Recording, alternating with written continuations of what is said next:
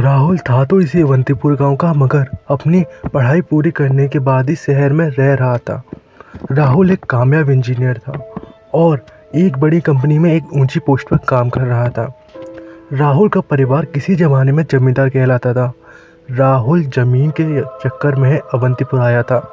2-3 दिन से राहुल किसी पंचायत या कोर्ट के चक्कर लगाता था और शाम के वक्त अपने गांव घूमने निकलता था। अरे राहुल भैया, कहाँ चले? अरे यहीं टहलने निकल पड़ा हूँ। सालों बाद गांव आया हूँ तो सोचा अपनी पुरानी आदत ताज़ा कर लूँ। सच कहा भैया आपने, मिट्टी से जुड़े रहना अच्छा ही होता है। भैया घूम आइए घूम आइए। अच्छा सुनो भैया, मंदिर जाके आए कि नहीं? हाँ मंदिर तो घूम आया। सोचा आज इसी रास्ते पर टहलूँ। ठीक है भैया, राम राम। भैया चलता हूँ, खेत में जाना है। चलते चलते राहुल एक पीपल के पास आ पहुंचा। सालों बाद उस पीपल को देखकर उसे अपनी पुरानी यादें आ गईं और उसने वहीं रुकने का फैसला कर लिया। उसने सोचा कुछ देर पीपल के नीचे बैठकर अपनी थकान दूर कर लेता हूँ। पसीना पहुँचते हुए राहुल की नज़र एक बूढ़े आदमी पर पड़ी। हुलिये से वो अवंतीपुर का ही लग रहा था। नए लगते हो गाँव में? जी हाँ, कुछ काम से आया हूँ। राम दुलार जी का बेटा हूँ। हाँ, भानु प्रताप के पोते हो मतलब? बिल्कुल सही पहचाना आपने। आप जानते हैं उन्हें? हाँ, यूँ कहो हम परिवार में ही थे। पहले आना जाना था हमारा, फिर बाद में। अरे वाह, हम तो रिश्तेदार निकले। आप कहाँ रहते हैं? नदी के पास शमशान को देखा होगा, उसके पास हमारी ज़मीन है। किस काम से आए हो बेटा? यही कुछ ज़मीन के काम था। तो हो गया काम? क्या हुआ? ज़मीन में किसी की हिस्सेदारी है, पहले उसे ढूंढना होगा। अच्छा, गांव में जाकर विष्णु को ढूंढो, वही हिस्सेदार है तुम्हारा, मिलो उससे बेटा। क्या हुआ भैया, कैसी आवाज़ आई? ये कुछ गिर गया यहाँ पर। चलो बढ़ो। देवा, तुम्हें शायद और 1 हफ्ता खाना बनाना होगा। तुम्हें कोई प्रॉब्लम तो नहीं?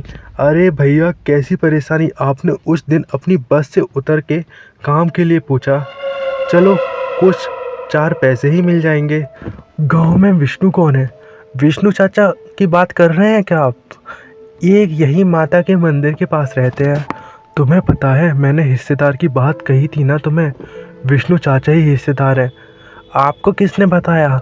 मिले थे एक बूढ़े आदमी पीपल के पास और गले में एक बड़ा सा ताबीज़ थे उनके। राहुल को ये बात थोड़ी अजीब लगी। उसके आने के बाद से ही घर में अजीब सा एहसास होने लगा था। कुछ गिरने की आवाज़ का एहसास, कुछ खौफनाक सन्नाटा। कभी कुछ चीज़ें सही रखी होती फिर भी अचानक से गिर जाती थी। राहुल कमज़ोर नहीं था। वो शहर में अपने दोस्तों के साथ इन चीज़ों का मजाक बनाया करता था, लेकिन शहर में रोशनी और गांव के अंधेरे में, गांव में सन्नाटा, घर में ये एहसास। उस रात भी यही हुआ।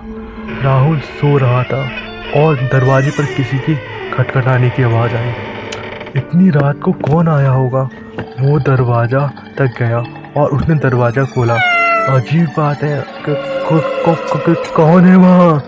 राहुल ने उसी समय दरवाज़ा बाहर से बंद कर दिया और वो आंगन में आकर खड़ा हो गया, क्योंकि उसने जब बाहर से देखा तो बाहर कोई नहीं था और घर में उसे डर लग रहा था। वो आंगन में जाकर खड़ा रहा सुबह तक। देवा आने तक उसकी हिम्मत नहीं हुई कि वो घर के अंदर जा सके। क्या हुआ भैया, बाहर क्यों खड़े हो? नहीं, बाहर वो जल्दी आंख खुल गई तो सीधा गांव का सुबह का मज़ा लेने लगा। आप शहरी लोग भी ना, इसके मज़ा आता होगा आपको। चलिए अंदर चलते हैं, आपको काम है वो करिए। दोबारा उस पीपल के पास पहुंचा और उसे वो आदमी वहाँ पर दोबारा मिला। उसने उसे सब कुछ बताया। बेटा, गांव में तो ये आम बात है। चचा, शुरुआत में तो मैं भी यही सोचा, लेकिन पिछले 2-3 दिनों से ये बहुत ज़्यादा हो रहा है। कभी कभी ऐसा लगता है कोई मुझे घूर रहा है अचानक से, कभी कभी बिल्ली की आवाज़ें और अचानक से दरवाज़ा खटखटाने की आवाज़ है। हाँ, होता होगा बेटा, हम समझ सकते हैं, लेकिन मेरे घर पर, लेकिन मेरे घर पर ये सब यूं क्यों हो रहा है? देखो बेटा, तुम जमीन के काम के लिए आए हो ना। गाँव में जमीन बहुत घर संवारती है और घर बहुत से घर उजाड़ती भी है। तुम्हें पता है तुम्हारे गांव में 50 साल पहले क्या हुआ था? किसने किसके पे जुल्म किया होगा? पर हमारे घर में बाबा और ना दादाजी, मुझे नहीं लगता कि कोई इतना बुरा होगा जो जमीन के लिए किसी को तकलीफ दे सकता है। चाचा, ठीक है बेटा, चलो कोई बात नहीं, मैं चलता हूँ। अरे चचा जी, क्या क्या हुआ? आप सुनिए तो, आप कहाँ जा रहे हैं? क्या आप मेरे घर आ सकते हैं? बात तो करिए चचा जी। मैं वहाँ नहीं आ सकता बेटा, अपनी जगह छोड़ के मैं कहीं नहीं जा सकता। अच्छा बेटा, तुम्हारा काम हो गया? अरे हाँ, आपने एकदम सही बताया था विष्णु के बारे में। काम हो जाएगा मेरा, धन्यवाद चचा जी। उस रात राहुल अपने घर न जा सका। सारी रात उसने आंगन में खड़े होकर काटी, लेकिन रात से घर के आने वाली हल्की सी आवाज़ भी उसे डरा रही थी। अचानक से उसके ऊपर एक बिल्ली कूदी, जिससे वो बहुत ज़्यादा सहम गया और वो इस गांव से जितना जल्दी हो सके निकलना चाहता था। सुबह देवा के आने के बाद ही वो घर के अंदर गया। राहुल का काम अगले दिन भी नहीं हुआ था, तो उसे डर भी सता रहा था उस श्रापित घर से। वो कोर्ट से सीधा पीपल के नीचे चला गया। विशंबर को वहाँ देखते ही उसकी जान में जान आ गई। विशंबर रोज की तरह अपने ताबीज़ को टटोल रहा था। संदूक जो तुम्हारे घर में हो रहा है, उसका इलाज उस संदूक में है। जो मैं कहता हूँ वो कर पाओगे। अगर उस घर से छुटकारा पाना चाहते हो तो मैं जो कहता हूँ वो कर पाओगे। जरूर कर पाऊँगा चाचा। तो सुनो, आज रात 12 बजे तुम उस खेत में आ जाना जो नदी के किनारे है, और वहाँ पर 2 बरगद के पेड़ मिलेंगे। अलमारी के पीछे तुम्हें एक खाली जगह में एक संदूक होगा, उसे खोलना मत। वो संदूक लेकर अपने खेत में आ जाना और बबूल और बरगद के पास बीच में एक गड्ढा करना और उस संदूक को उसमें गाड़ देना। और किसी को बताना मत तुम क्या कर रहे हो। अच्छा चाचा, आपको ये सब कैसे पता? जितना कहता हूँ करो, मैं तुम्हें वहीं मिलूँगा। अरे भैया, ये आप यहाँ पर इस समय क्या कर रहे हो? वो मैं विशंबर जी से मिलने आया था। विशंबर जी कौन है? अरे जिनके गले में बड़ा सा ताबीज है, हर रोज़ शाम को यहीं बैठते हैं। चलो जाने दो भैया, मैं चलता हूँ। अंधेरा हो चुका है और देर भी हो रही है। राम राम, संभल कर जाना। घर आया और वहाँ आकर उसने वो संदूक लिया और घर से बाहर चला गया। लेकिन बहुत सन्नाटा था, अजीब सी खौफनाक आवाज़ें आ रही थी और तेज़ी से चलता रहा और अपने खेत पर पहुँच गया। बबूल और बरगद दोनों के पेड़ थे। वहाँ पर विशंबर जी नहीं थे। चाचा जी नहीं आए अभी। और तो उसने उनका थोड़ा इंतज़ार किया, लेकिन वो नहीं आए। उसने उन दोनों पेड़ के नीचे गड्ढा करने का नंबर लगा दिया और अचानक उससे कुछ टूटने की आवाज़ आती है। राहुल रुका और उसने मिट्टी हटाना शुरू करी अपने हाथों से। उसकी आंखें खुली की खुली रह गई। मिट्टी से एक कंकाल बाहर आ गया था।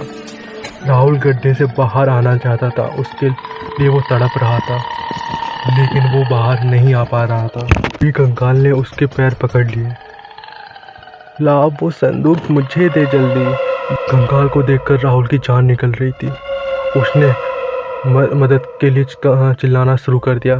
कंकाल को देखा तो उस पे बड़ा सा ताबीज़ दिखाई दिया। विशंबर चाचा जी, हाँ विशंबर चाचा जी, आप वही हैं ना? हाँ, बरसों पहले ज़मीन की जालत में भानु प्रताप ने अपने चचेरे भाई यानी मुझे यहीं जिंदा गाड़ दिया था। ये मिट्टी मुझे अंदर लील रही थी, मेरी जान जा रही थी।